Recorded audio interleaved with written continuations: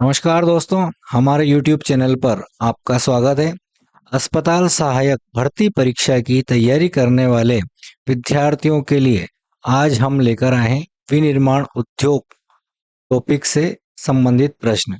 इस टॉपिक से निश्चित रूप से दो प्रश्न आपके एग्जाम में आने वाले हैं। तो आज हम इस टॉपिक का पहला प्रश्न पढ़ेंगे। कच्चे माल को मूल्यवान उत्पाद में बदलकर बड़े पैमाने पर उत्पादन करना क्या कहलाता है? विनिर्माण। अब देखिए विनिर्माण का क्या अर्थ है ये हम समझते हैं कि कच्चे माल को मूल्यवान उत्पाद में बदलकर और बड़े पैमाने पर उत्पादन करना विनिर्माण कहलाता है। यानी जो कच्चा माल है उसको मूल्यवान उत्पाद में बदला जाता है और उसे बड़े पैमाने पर उसका उत्पादन किया जाता है, जिसे हम विनिर्माण कहते हैं। जिससे आपको अगर विनिर्माण शब्द याद नहीं रहे तो मैन्युफैक्चरिंग शब्द आप याद रख लीजिए। Next question. विनिर्माण उद्योग आर्थिक विकास के क्षेत्र के अंतर्गत आते हैं। तो किस क्षेत्र के अंतर्गत आते हैं? द्वितीय क्षेत्र के अंतर्गत आते हैं। बहुत ही सिंपल प्रश्न है लेकिन महत्वपूर्ण प्रश्न है कि विनिर्माण उद्योग आर्थिक विकास के किस क्षेत्र के अंतर्गत आते हैं? द्वितीय क्षेत्र के अंतर्गत। विनिर्माण उद्योग को किसी देश के विकास की रीढ़ क्यों माना जाता है? तो ये सभी कारण है इसके, क्योंकि ये कृषि को आधुनिक बनाते हैं, रोजगार पैदा करते हैं और विदेशी मुद्रा अर्जित करते हैं। अगला प्रश्न है, कृषि और उद्योग के संबंध में निम्नलिखित में से कौन सा कथन सत्य है? तो बी वाला ऑप्शन सही है, दोनों एक दूसरे के पूरक है। कृषि और उद्योग जो है दोनों एक दूसरे के पूरक हैं। अगला प्रश्न है, सकल घरेलू उत्पाद जिसे जीडीपी कहा जाता है इंग्लिश में विनिर्माण क्षेत्र का शुद्ध योगदान लगभग कितने प्रतिशत है? 17% है सकल घरेलू उत्पाद का जो है शुद्ध योगदान। अगला प्रश्न है, निम्नलिखित में से कौन सा उद्योगों की स्थापना को प्रभावित करने वाला भौतिक कारक है? तो कच्चे माल की उपलब्धता। यदि कच्चे माल की उपलब्धता है तो निश्चित रूप से उत्पादन बढ़ेगा। नगरों द्वारा प्रदान की जाने वाली सुविधाओं से लाभ उठाकर जो उद्योग आसपास केंद्रित होते हैं उन्हें क्या कहते हैं?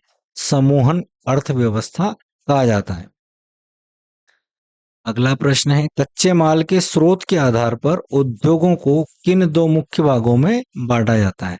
कृषि आधारित उद्योग और खनिज आधारित उद्योग। निम्नलिखित में से कौन सा उद्योग कृषि आधारित उद्योग का उदाहरण है? सूती वस्त्र उद्योग जो है कृषि आधारित उद्योग है। जिन उद्योगों के उत्पादन या कच्चे माल पर दूसरे उद्योग निर्भर करते हैं उन्हें क्या कहते हैं? आधारभूत उद्योग कहा जाता है। निम्नलिखित में से कौन सा उद्योग उपभोक्ता उद्योग का प्रत्यक्ष उदाहरण है? तो सी आंसर है, टूथपेस्ट और चीनी उद्योग जो है वह उपभोक्ता उद्योग का प्रत्यक्ष उदाहरण है, क्योंकि सबसे ज्यादा यूज में लिए जाने वाले प्रोडक्ट हैं तो इनके कच्चे माल जो है कच्चे माल के ऊपर ये निर्भर करता है। पूंजी निवेश के आधार पर भारत में एक लघु उद्योग में निवेश की अधिकतम सीमा क्या है? तो लघु उद्योग में 1 करोड़ रुपए तक निवेश की सीमा है। अगला प्रश्न है, भेल BHEL और सेल SAIL किस प्रकार के स्वामित्व वाले उद्योगों के उदाहरण हैं? तो सार्वजनिक क्षेत्र में ये उद्योग काम करते हैं। अगला प्रश्न है, ऑयल इंडिया लिमिटेड किस प्रकार के उद्योग का सटीक उदाहरण है? तो संयुक्त क्षेत्र का उदाहरण है। महाराष्ट्र के चीनी उद्योग और केरल के नारियल उद्योग किस स्वामित्व प्रारूप पर आधारित है? सहकारी उद्योग पर आधारित है, कोऑपरेटिव जिसे हम कहते हैं। भारत में पहली सूती वस्त्र मिल कब और कहां स्थापित की गई थी? ये इस टॉपिक का सबसे ही महत्वपूर्ण प्रश्न है और निश्चित रूप से ये परीक्षा में आने वाला प्रश्न है कि भारत की पहली सफल सूती वस्त्र मिल जो है कब स्थापित की गई थी? तो 1854 में स्थापित की गई थी। और सफल कहाँ स्थापित की गई थी? तो मुंबई में। सफल जो है सूती वस्त्र मिल पूछी गई है तो 1854 में मुंबई में स्थापित की गई थी। शुरुआती वर्षों में सूती वस्त्र उद्योग मुख्य रूप से महाराष्ट्र और गुजरात में ही क्यों केंद्रित था, तो इसके क्या क्या कारण थे? तो उपयुक्त सभी दिए गए जो कारण है, जैसे कि कपास और नम जलवायु थी, पोर्ट सुविधाएं थी, यानी कि वहां पर जहाज से कच्चा माल लाया जा सकता था और पक्का माल जो है विनिर्माण करके उसको भेजा जा सकता था। सस्ते श्रम और बाजार उपलब्ध थे। भारत में कताई का स्तर विश्व स्तरीय है, लेकिन बुनाई का स्तर कम क्यों है? बुनाई क्षेत्र विकेंद्रीकृत है, यानी कि उसको केंद्रीकृत नहीं किया गया है, सेंट्रलाइज्ड नहीं है, डिसेंट्रलाइज है। अगला प्रश्न है, भारत अपने द्वारा उत्पादित उच्च गुणवत्ता वाले सूत का सबसे बड़ा निर्यात किस देश को करता है? जापान को करता है। भारत विश्व में कच्चे पटसन, जिसे हम जूट कहते हैं, और इसके सामान का दूसरा सबसे बड़ा निर्यातक देश है। तो पहले नंबर पर है बांग्लादेश। भारत में कच्चे पटसन यानी जूट और इसके सामान का दूसरा सबसे बड़ा निर्यातक देश है बांग्लादेश। भारत की अधिकांश जूट मिलें पश्चिम बंगाल की किस नदी की घाटी के किनारे स्थित हैं? तो हुगली नदी जो है, ये नदी का नाम आपको याद रखना है। हुगली नदी के किनारे जो है पश्चिम बंगाल की अधिकतर जूट की मिलें स्थापित है। अगला प्रश्न है, जूट के सामान की गुणवत्ता बढ़ाने के लिए राष्ट्रीय पटसन नीति किस वर्ष लागू की गई थी? 2005 में लागू की गई थी। चीनी उत्पादन के मामले में भारत का विश्व में कौन सा स्थान है? दूसरा स्थान है चीनी उत्पादन में। चीनी मिलें उत्तर भारत से दक्षिण और पश्चिमी राज्यों में क्यों शिफ्ट हो रही हैं? इसके उपरोक्त सभी कारण जो दे रखे हैं वो सभी सुक्रोज की अधिक मात्रा, पेराई काल लंबा होना और सहकारी समितियां सफल होना, इसके कारण जो है उत्तर भारत से जो है दक्षिण में और पश्चिमी राज्यों में जो है शिफ्ट हो रही है। निम्न में से कौन सा उद्योग खनिज आधारित उद्योग की श्रेणी में आता है? तो लोहा और इस्पात जो है खनिज आधारित उद्योग है, यानी खनिज से प्राप्त, खानों से प्राप्त उद्योग। लोहा और इस्पात उद्योग को अन्य सभी उद्योगों का जो है आधारभूत उद्योग माना जाता है।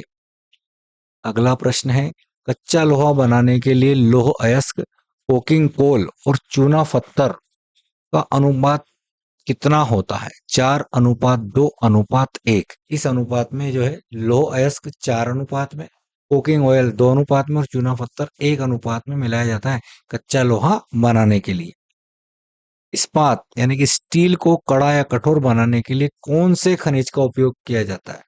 हम बताइए, ये एक प्रश्न है जो कई बार परीक्षाओं में पूछा जा चुका है कि इस्पात को कड़ा या कठोर बनाने के लिए जो मैग्नीज का उपयोग किया जाता है।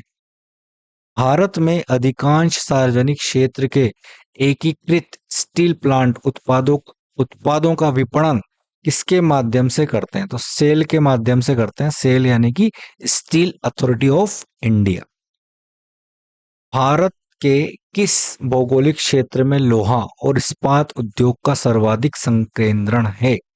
तो छोटा नागपुर का पठार, यहां पर सर्वाधिक संकेंद्रण है। अगला प्रश्न है, भारत का दूसरा सबसे महत्वपूर्ण धातु कर्म उद्योग कौन सा है? तो एल्यूमिनियम प्रगलन जो है, प्रगलन मतलब भट्टियां जिसको बोलते हैं, पिघलाने का काम जहां होता है, वह सबसे महत्वपूर्ण धातु कर्म उद्योग है। एल्यूमिनियम प्रगलन उद्योगों में किस अयस्क को मुख्य रूप से कच्चे माल के रूप में प्रयोग किया जाता है? तो बॉक्साइट को।